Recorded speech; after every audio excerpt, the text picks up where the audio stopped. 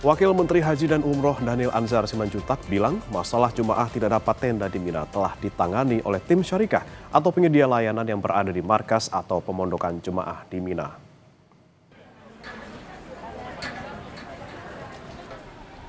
Wamenhaj mengatakan kasus jemaah tidak mendapat tenda di Mina lantaran ada perbedaan data pada syarikah terkait jumlah jemaah yang menempati tenda.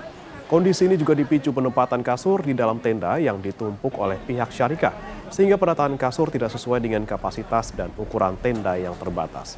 Meski demikian, Dhanil bilang bahwa kejadian ini langsung ditangani dengan cepat oleh petugas haji, sehingga semua jemaah bisa mendapatkan haknya selama menjalani ibadah haji di Mina.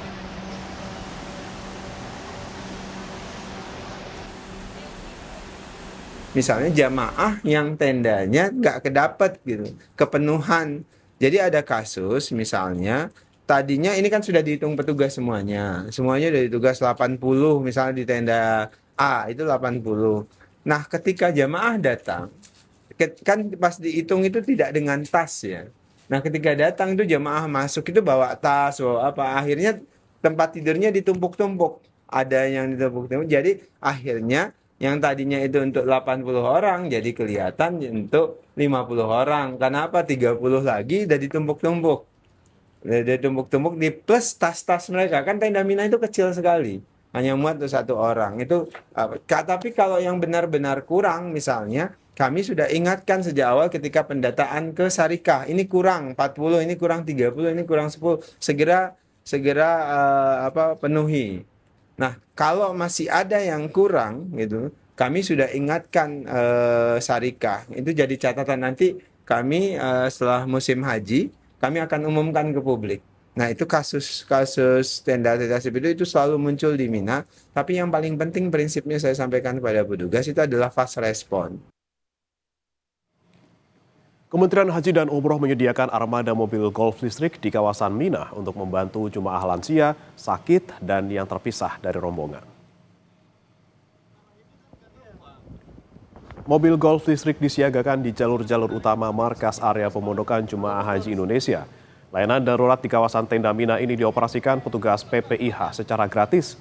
Layanan mobil golf membantu jemaah melintasi area perkemahan Mina yang luas di tengah suhu panas yang terik.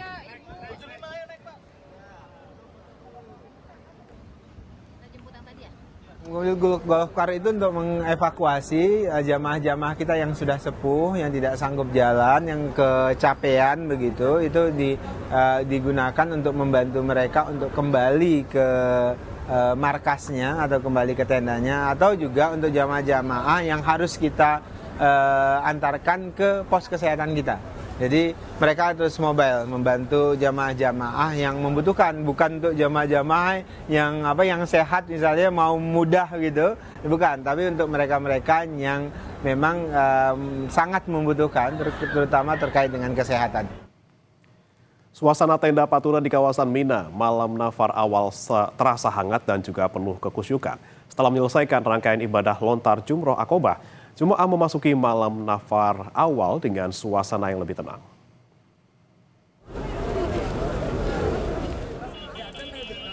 Di tengah padatnya jutaan jemaah dari berbagai penjuru dunia, tenda Patuna malam nafar awal diisi dengan pengajian, zikir, dan tausiah keagamaan. Jemaah haji tampak khusyuk dan gembira mendengarkan nasihat yang disampaikan Ustadz pembimbing. Sebagian jemaah terlihat menahan haru mengingat perjalanan panjang dan pengorbanan yang telah dilalui hingga bisa menjadi tamu Allah di tanah suci. Lantunan ayat suci Al-Quran dan doa bersama menjadi penyejuk di tengah kelelahan fisik setelah menjalani puncak ibadah haji.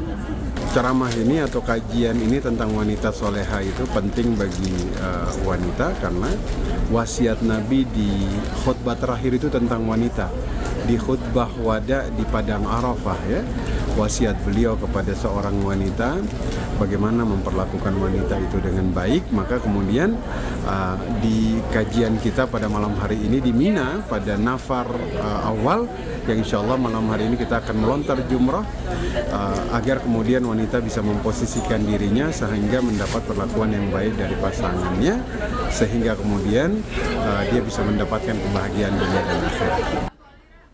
Pengajian dan tausiah ini juga menjadi penguat mental dan spiritual bagi para jemaah yang masih akan melanjutkan rangkaian ibadah di Tanah Suci. Meski berada di tenda sederhana dengan kondisi Mina yang padat, kebersamaan antar jemaah justru terasa semakin erat.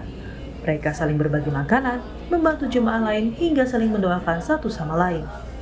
Bahwa nanti ketika kita pulang, Allah sudah ampuni dosa-dosa kita, dan di Mina ini kita isi dengan perbanyak berzikir kepada Allah, tadabbur Al-Quran, lalu murajaah, dan merenung bersama bahwa jutaan manusia melempar jumroh kemudian mabit di Mina itu semua semata-mata hanya menjalankan perintah Allah Subhanahu wa taala.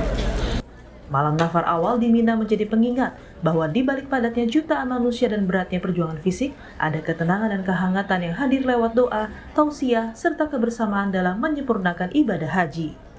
Dia Megasari Anjaya, Kompas TV Mina, Arab Saudi. Jawaban ini tertekan sekali.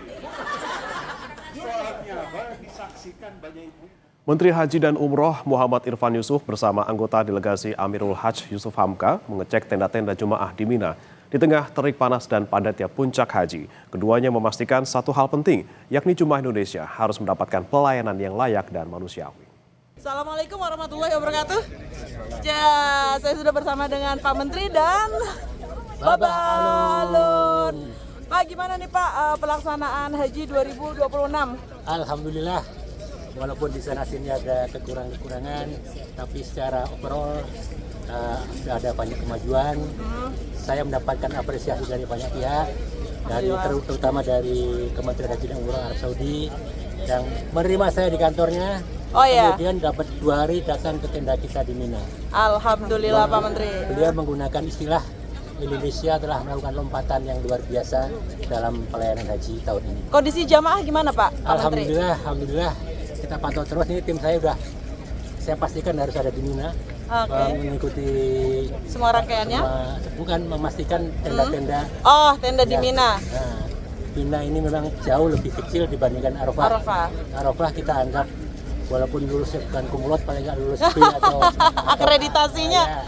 Nah, kita ingin Mina juga harus bekerja sama di situ. Baik, terima kasih Pak Menteri. Saya akan tanya Pak Babah. Pak Babah, gimana pengalaman melempar jumroh? Ceritakan harunya, semangatnya. Bukan hanya melempar jumroh, waktu saya menyium Hajar Aswad itu juga harunya luar biasa, nggak bisa dibilang dengan kata-kata. Masya Allah. Yang pasti satu hal, saya kemari atas biaya negara. Jadi saya tugas untuk kepentingan negara monitor keadaan jamaah. Alhamdulillah seperti Pak Menteri bilang, bukan hanya dari Kementerian Haji, tetapi jamaah yang kita datangi person to person mengatakan ini lompatan yang besar, reformasi yang sangat luar biasa, sehingga dengan adanya Kementerian Haji dan Umroh itu pemerintah tidak salah pilih, karena kemarin ini selalu dicampur. Jadi dengan Kementerian Haji dan Umroh dipisah begini, ada peningkatan. Tapi namun demikian, tadi Pak Menteri mengarahkan kepada kita, jangan kita dipuji jangan terbang, walaupun dicela jangan tumbang. Kita tetap kerja sebaik mungkin biar Allah yang nilai. Insya Allah. Pak Menteri, satu lagi, ini kan di sini jemaah haji kan tidak hanya reguler ya Pak, tetapi juga ada jemaah haji khusus. Saya dari jemaah haji khusus. Pesan Pak Menteri bagaimana Pak? Jemaah haji reguler, jemaah haji khusus, itu semua anak-anak kita. Ya. Jadi kita harus memastikan bahwa reguler maupun khusus harus bisa terlayani dengan baik. Apapun yang terjadi dengan khusus, pasti juga kita akan menjadi benteng yang akan menjadi laporan dari teman-teman jamaah haji khusus. Baik, terima kasih Pak Menteri. Babah, Assalamualaikum warahmatullahi wabarakatuh. Mabrur dari Mina, dia Megasari Anjaya, Kompas TV Arab Saudi.